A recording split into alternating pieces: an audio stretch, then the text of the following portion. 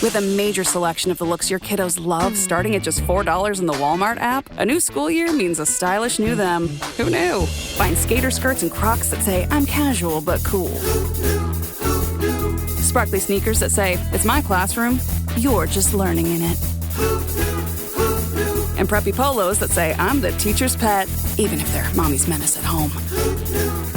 Find their favorite styles starting at just $4 in the app. The Walmart you thought you knew is now new.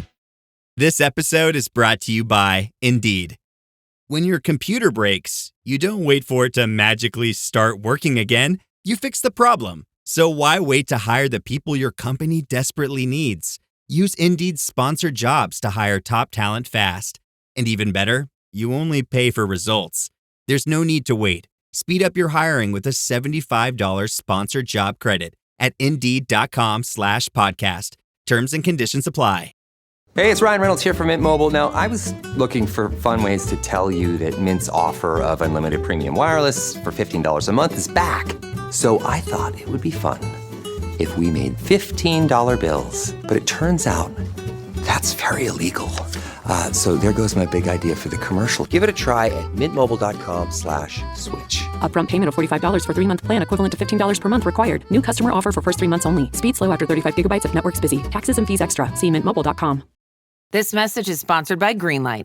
With school out, summer is the perfect time to teach our kids real-world money skills they'll use forever. Greenlight is a debit card and the #1 family finance and safety app used by millions of families, helping kids learn how to save, invest, and spend wisely. Parents can send their kids money and track their spending and saving, while kids build money confidence and skills in fun ways. Start your risk-free Greenlight trial today at greenlight.com/Spotify. That's greenlight.com/Spotify. I'm always looking for ways to show my cat how much I love her. And with Fancy Feast gems, I can pamper her whenever I want with a savory gravy on top of a gourmet mousse pâté. The pyramid shape makes serving simple, so all I have to do is peel and plate to make mealtime feel extra fancy. And with 2 entrees in every pack, it's easy to turn every day into the extraordinary. Fancy Feast gems. This episode is brought to you by Indeed. When your computer breaks, you don't wait for it to magically start working again. You fix the problem. So why wait to hire the people your company desperately needs? Use Indeed's sponsored jobs to hire top talent fast. And even better, you only pay for results. There's no need to wait. Speed up your hiring with a $75 sponsored job credit at Indeed.com/podcast. Terms and conditions apply. Have you ever spotted Vitamin Water Zero Sugar has great taste, zero BS, and obviously zero sugar. For those with zero room in their calendar, zero patience for slow walkers, those who get 0 hours of sleep on a Saturday night, have zero filter, zero given, and zero interest in grabbing a plain, boring water. Grab a delicious Vitamin Water Zero Sugar today. 9 años pidiendo el Snack Wrap? Aquí tienes tu Snack Wrap. ¿Tú quieres un Snack Wrap? Toma tu Snack Wrap. ¿Tú también? Toma un Snack Wrap. Snack Wrap, Snack Wrap, Snack Wrap. Volvió el Snack Wrap. Para pa pa pa. Are your business expenses playing hide and seek? With Uber for Business, the small spends that slip through the cracks, like rides and meals, go right where you need them. Because it integrates with leading expense platforms, you can say goodbye to surprise costs, missing dollars, or chasing receipts. Everything's track downable. Uber for Business. Make small steps that make a big impact. Learn more at uber.com/small steps. Got some good news for your ears. More of that good stuff is coming up. And even better news for your hair. The best hair care is at Sephora.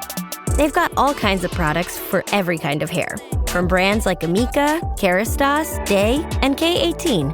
You knew where to get great audio. Now, you know where to get great hair care too. Sephora, good news for great hair.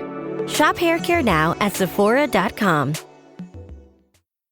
It's summer. Time to enjoy long days, lazy nights, and zero cooking. Because Uber Eats has deals all summer long. So, when hunger strikes, don't sweat it. Delicious deals are just a tap away on Uber Eats. Enjoy all your favorite food delivered straight to you. Get Burger King, Subway, Popeyes, and hundreds more local favorites and savor every last bite. Now that sounds like a good summer. Order now on Uber Eats. Terms apply. Product availability varies by region. See app for details. This episode is sponsored by Friskies, who would like to tell your cats hi. Now, if that didn't get your cat's attention, there is one thing that always does the trick. Just pour some Friskies crunchy food in the bowl and you'll hear those paws come running. Works every time. With so many Friskies choices, you can always bring your cats running from their secret napping spots. There's always more to explore. See for yourself at friskies.com or visit your local store. Hey, this is Bill Simmons from the Bill Simmons Podcast, here to help you make the most of your summer with Michelob Ultra, a superior light beer worth playing for.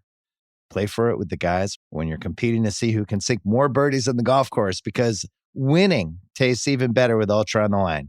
Play for Ultra. Fill your fridge with Michelob Ultra this summer. Enjoy responsibly. Copyright 2025 Anheuser-Busch Michelob Ultra Light Beer, St. Louis, Missouri. Are you a forward thinker? Then you need an HR and finance platform that thinks like you do. Workday is the AI platform that helps propel your organization, your workforce, and your industry into the future. Workday, moving business forever forward. This episode is brought to you by Hyundai. Get into the Hyundai Getaway Sales Event and get away with a deal so right, it almost feels wrong. Because right now, you can save big on their most popular models, including SUVs like the Hyundai Santa Fe and Santa Fe Hybrid, and the all-electric Ioniq 5 and Ioniq 6. The Hyundai Getaway Sales Event. Visit HyundaiUSA.com. Offers end September 2nd, 2025. Jif peanut butter. It's that jiffing good, it doesn't really need advertising. So instead, enjoy the calming sounds of the ocean. Jif. Ooh, it's that jiffing good. Get your Jif at Jif.com. Here at the Almond Joy Factory, where tropical vibes abound, we use soft, fresh-tasting coconut. The crunchiest almonds and delicious chocolate candy. Ah, but do you know what our most important ingredient is? Sometimes you feel like a nut. Sometimes you don't. Almond Joy's got nuts and something even way better than that. Yes, Almond Joy is made with almonds and joy.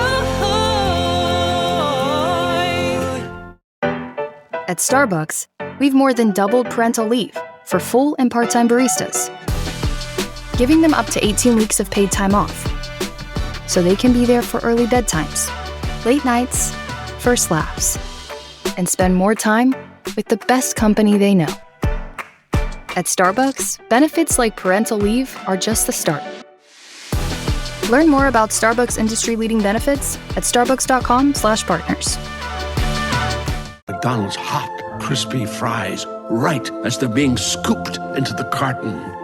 And time just stands still. Ba-da-ba-ba-ba. Hey, it's Ryan Reynolds here from Mint Mobile. Now, I was looking for fun ways to tell you that Mint's offer of unlimited premium wireless for $15 a month is back. So I thought it would be fun if we made $15 bills. But it turns out that's very illegal.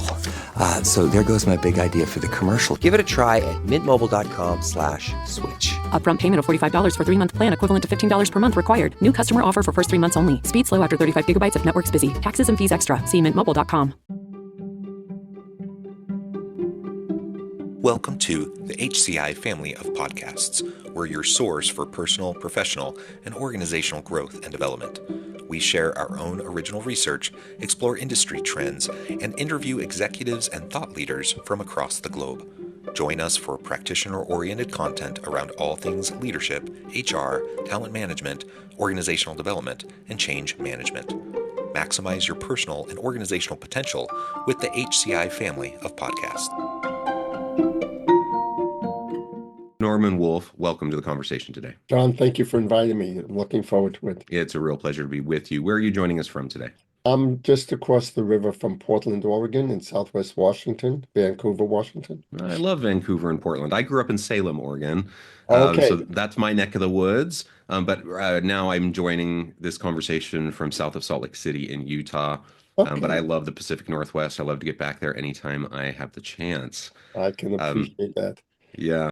Running a business comes with a lot of what ifs, but luckily there's a simple answer to them. Shopify. It's the commerce platform behind millions of businesses, including Thrive Cosmetics and Momofuku, and it'll help you with everything you need. From website design and marketing to boosting sales and expanding operations, Shopify can get the job done and make your dream a reality.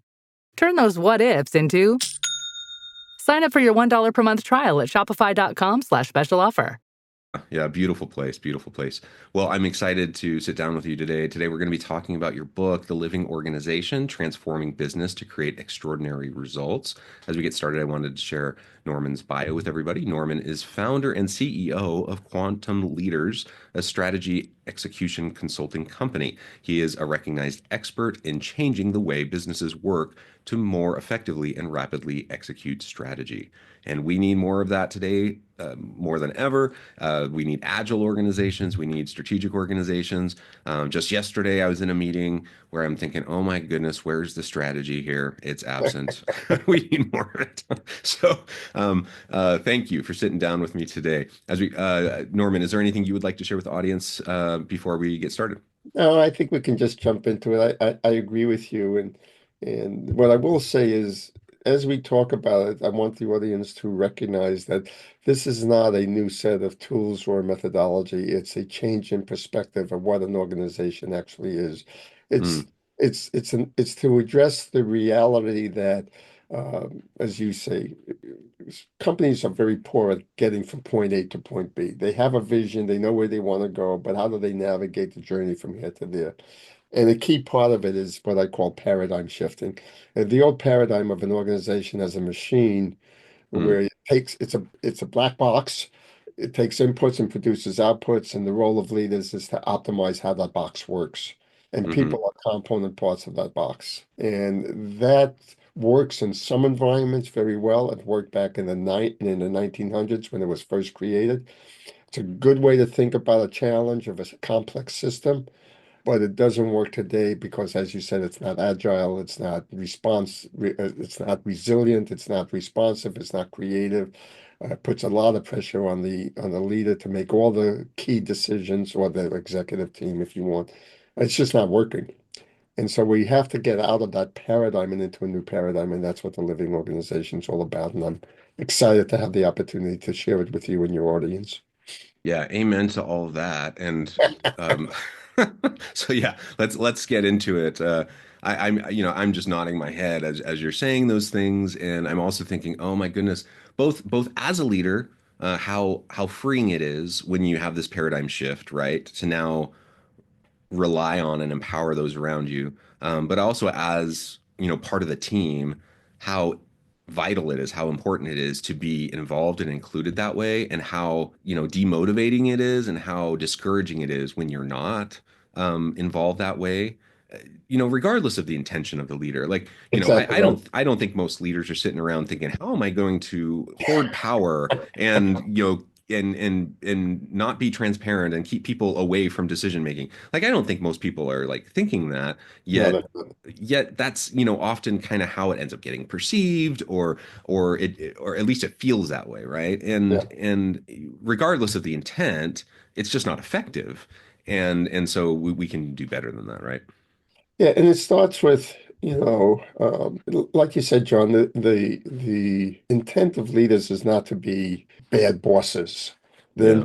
Then they're trained from the beginning.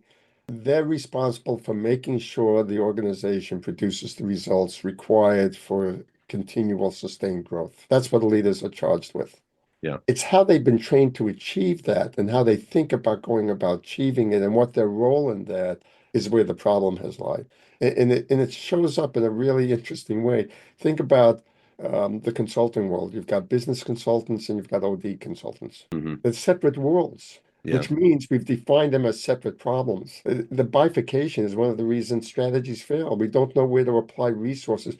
We don't know how to integrate the two worlds into one world, and that's what we did with the living organization. We recognize that the people are they're not stakeholders of a corporation. They are the corporation. They They are. are the Yeah. entity, right? They're the living cells of this living entity.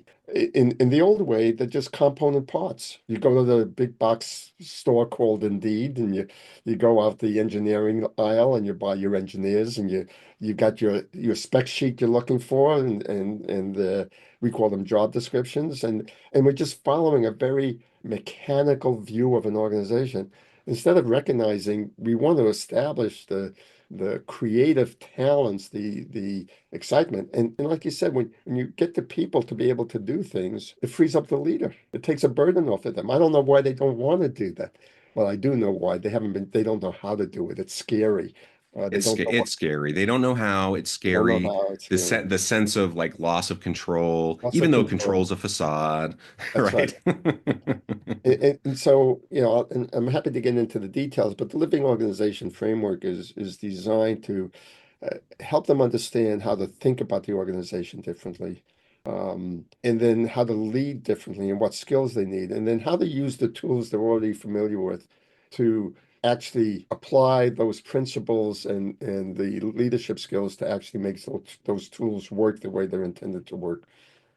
So simply put, the framework has three parts: a new way to see, that's understanding that's the shift in the paradigm. Paradigm, yeah. A new way to lead, that's the new role of leadership and the skills associated with it. And then a new way to create results, how to put all that together to actually get from point A to point B effectively and be part of that 30% that's successful instead of the 70% that constantly fails. Can I ask you? So, I'm fully on board. You don't need to Thank you. convince me, right?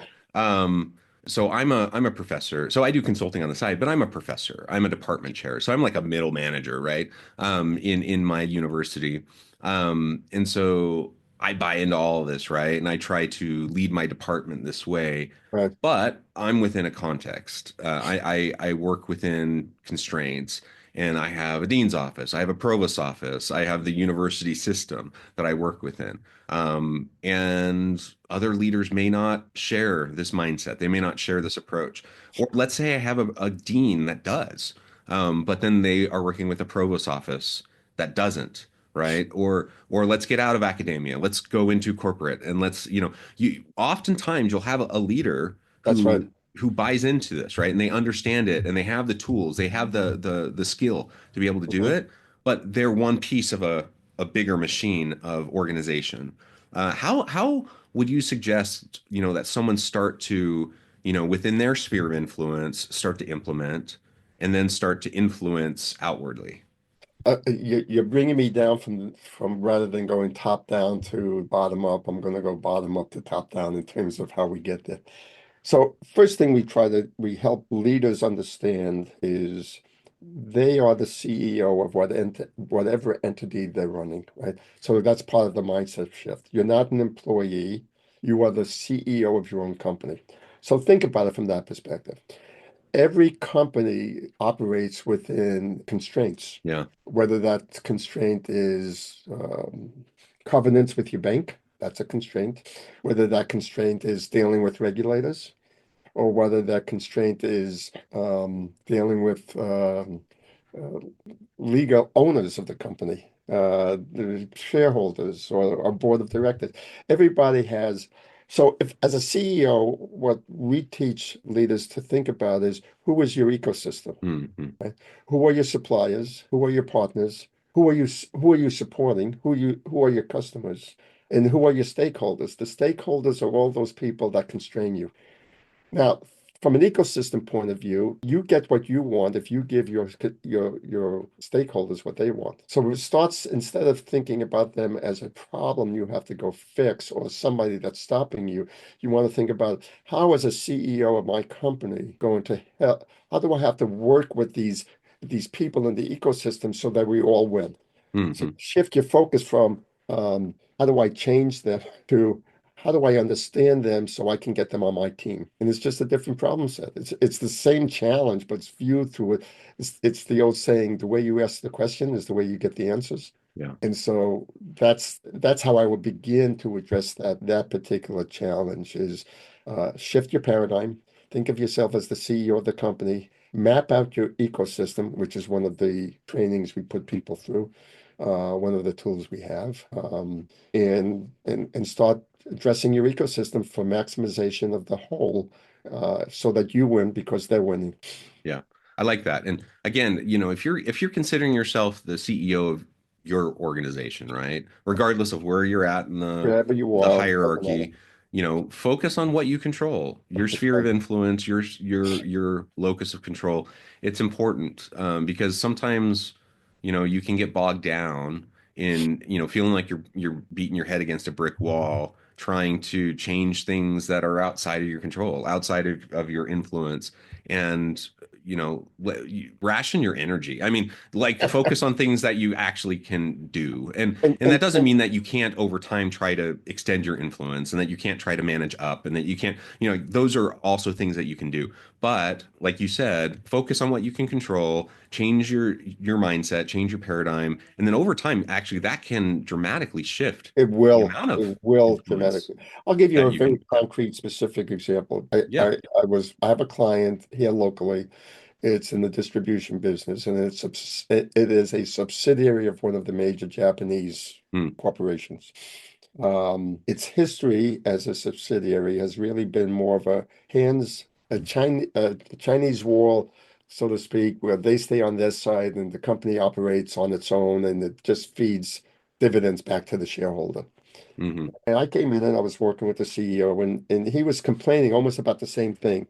They constrain us, they don't understand us, they don't give us the resources, we got to run through hoops, and they're always, they're more pain than they're worth. And I said, that's a lousy attitude to have. I said, you've got the access to a major corporation that has some major influences around the world, and you're keeping them at a distance. Why are you doing that? Began to reframe his context, his paradigm, his thinking, and help him see them as a partner. Mm. And it wasn't only him. We had to change everybody in the organization, how they related to this entity, this stakeholder, this pain in the butt that always causes us problems.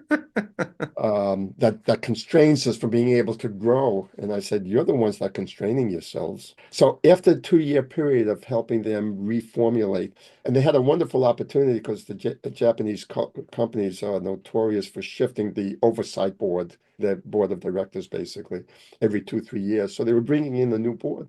And I said, there you go. Remember, this is a relationship game. It's not a transaction game. And it's up to you to onboard these board members from the get-go, to bring them on your side, to help them understand what you offer them. And if they help you in these ways, you can give them more. And he told me the other day, he just had a board meeting and he says, it's unbelievable. The whole board is focused on growing us instead of looking at the past and what we've done and asking us a whole bunch of questions about the past. They're only concerned about how are we making progress towards the future. He said, it's a different world I live in. That's what you can do. That's what a dean can do with a provost. If they just get on the same page and work together. And if the dean learned how to manage relationships, see, that's one of those skills that leaders don't know how to do. I mean, they're good at relationship, but they don't really understand how to manage those relationships outside of their domain of influence. Well, it's a skill, and we help teach that. Yeah, I love that. I love that. And yeah, maybe they were a complete pain in the butt to work with, right? Like, That's like right. that total, both things can be true. Like That's right. they totally could be a pain in the butt to work with, but also it's a tremendous opportunity at the same That's time. exactly right. So Exactly right. you recognize, take a moment to like allow yourself to complain a little bit and then get past it, and then like now like let's move forward in a productive way, right? Exactly right. That's Yeah. exactly right. And it's so much. And the reason we talk about being the CEO of your own domain is because when you're a CEO of a company, one of the things you learn is the buck stops here. It's up to Uh-huh. me to learn how to manage my stakeholders. It's up to me. I don't get to blame anybody. I don't get to blame my stakeholders for my lack of success. At the end of the day, I'm either going to be successful or not. So what are all the pieces I have to manage to do that? and complaining about it, it's great as a trigger to take action. It's not really good as an excuse for why you can't get what you want. Yeah, I love that. Well, good. Okay, so, as we're thinking about your framework, we're thinking about being the CEO of our own business, of our own organization. We're thinking about trying to manage up, manage out, extend our influence. What are some other key elements of this living organization? Wow. We got a couple of hours. No, I'm just joking. Yeah. So I guess there's three things. One is, what are the core principles behind it? And it starts with the number one principle that I mentioned earlier. Leaders, their primary responsibility has been, is, and always will be to ensure the results necessary for sustained growth. Results is really just a plain truth of physics. Producing an output from an input is a journey of transforming energy. And it change something from one thing to another. That's a thing of energy. Energy can't be created or destroyed. So you want to ask the question, what is converting energy? And that's where the paradigm shift happens. If it's a machine, then really all you care about is optimizing the process of how the machine works, what we call the activity. If a human is in place, and you ask how does a person, an individual, create results, then there's three factors associated. It's with the activity, optimizing how they do what they do. But relationships is a really critical part. We just talked about some of the implications of that. The other thing that makes individuals really unique is we create realities through our narratives, our stories. You use the word context. If I'm in this context, what that context really is, this framework of how we respond to life. It's the rules of the game that we're asked to follow. And it's not only externally driven, like you're in the context of a university, it's internally driven. It's what your core beliefs are. How do you think the world it operates and how you should respond to it? We call it the psychic DNA. And it's your sense of who you are and your sense of identity. By understanding this threefold element of activity, relationship, and context, and recognizing that a collective of people that come together for a common purpose actually creates a new single individual, then you want to apply the principles of individual performance to that collective. And so you're managing from a different perspective. We already talked about every living entity operates within an ecosystem. So you want to manage the ecosystem. You also want so the other principle is that the capacity to execute is not just a capability, that's the machine's aspect of it, but it's the capability plus maturity. That's the human aspect of it. The more mature we are, the more you can delegate to me. In fact, one of the key, if I ask a leader, name the things that are important when you think of moving somebody from one level of responsibility to the next, what are you looking for? And invariably, they'll talk about things that are attributed to what we consider the elements of maturity. Things like, can they see the big picture? Can they learn from their mistakes? Can they make decisions for the good of the whole over themselves? This is what happens when a person matures. This is what happens when an organization matures. And the very thing you said at the beginning, if you get people to take ownership for the good of the whole, you're actually freeing up the leader's time, right? And you're getting organizations that move rapidly to whatever situations as a collective. So those are the core principles. And then, of course, maturing people becomes an element of it. And we recognize that to engage people, to fully engage them, they have to want to do what they're doing, which means you have to give them choice. So those are the seven core principles that we talk about. That's the shift in paradigm. And it's all geared towards that's what it takes to have an organization create results. So that's what the leader should be thinking about. And then the second part is the leadership skills themselves, changing the role from plan, organize, lead, and control to setting that context so people know what game they're playing, developing the people, capability and maturity individually and collectively.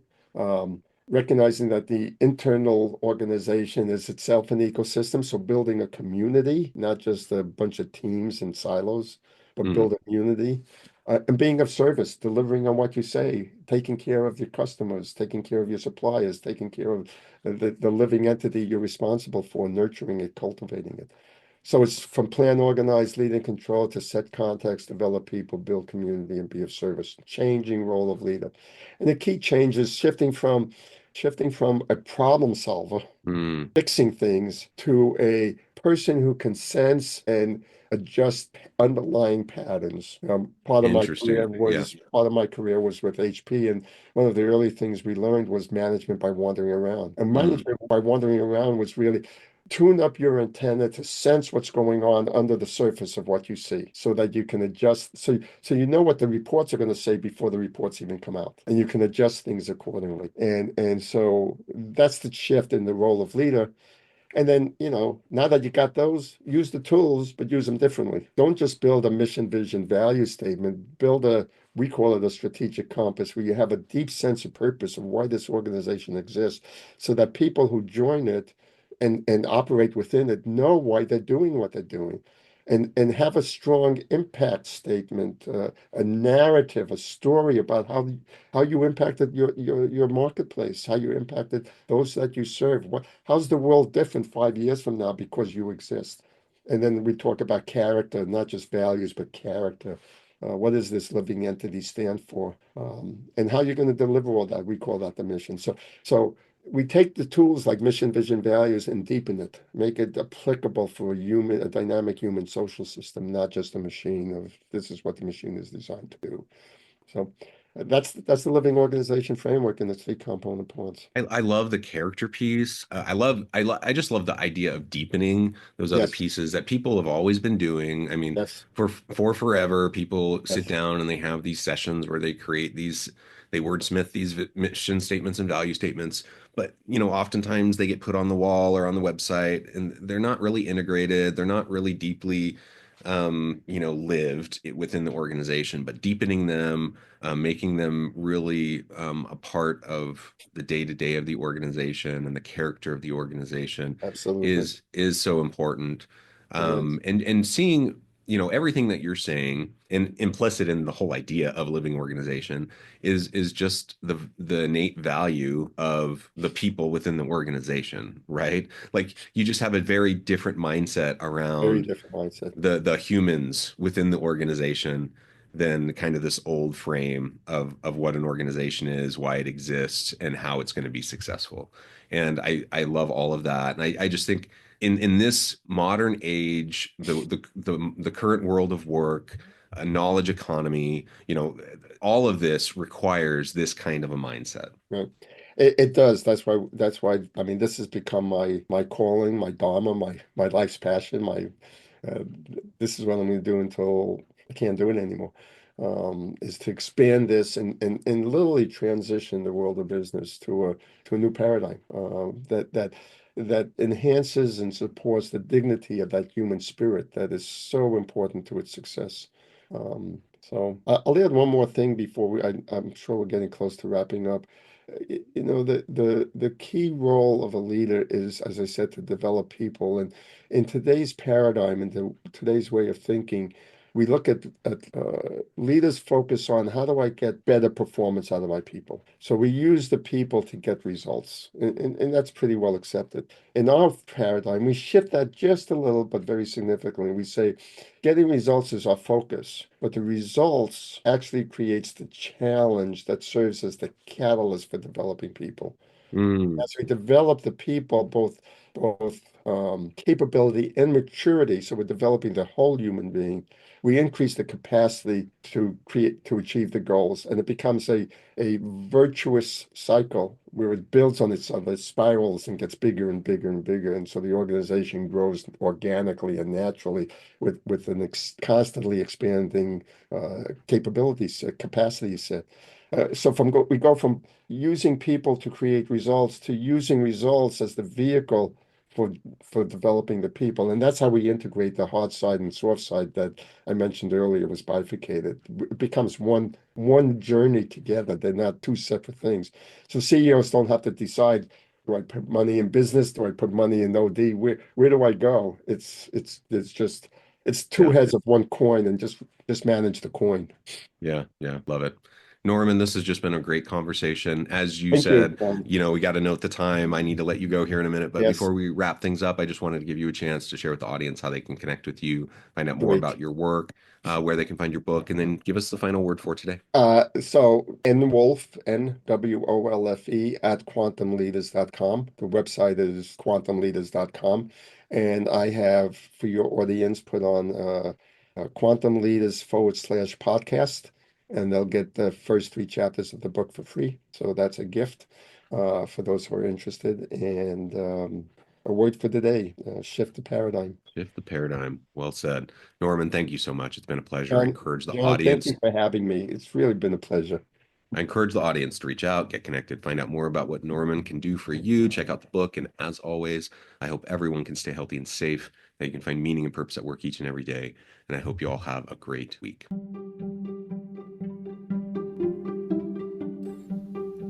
Thanks for joining us for this episode of the podcast. We hope you stay healthy and safe, and please join us again soon.